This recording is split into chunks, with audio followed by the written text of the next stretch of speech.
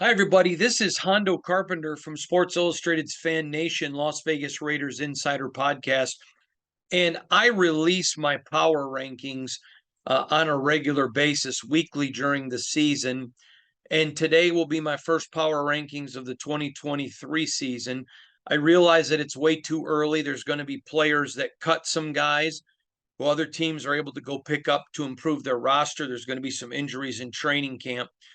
But where we sit today here in mid-May is where I am doing today's post NFL draft power rankings.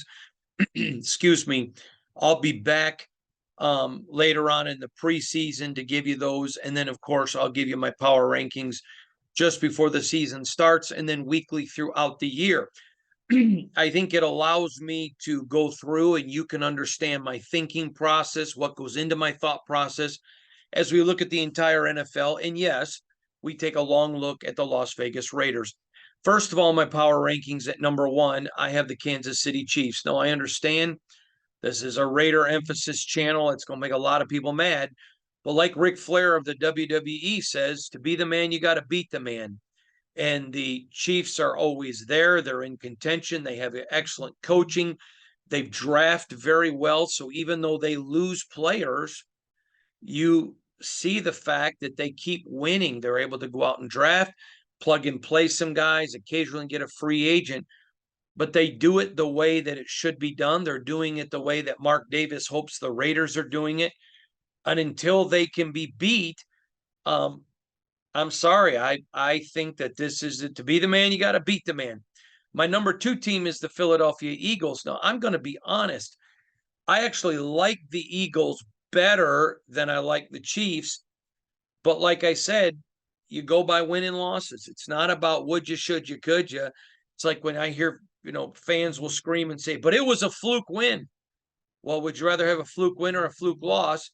And every year you get some fluke wins and every year you get some fluke losses. I remember after the 21 season, a lot of people were bemoaning the Raiders and Raider Nation making the playoffs, saying, well, they limped in. They got teams when they were injured. Okay, well, would you have rather that happen last year when there was some fluke losses? Or did you like being in the playoffs the year before? I think if you're being fair, the answer is you like being in the playoffs the year before.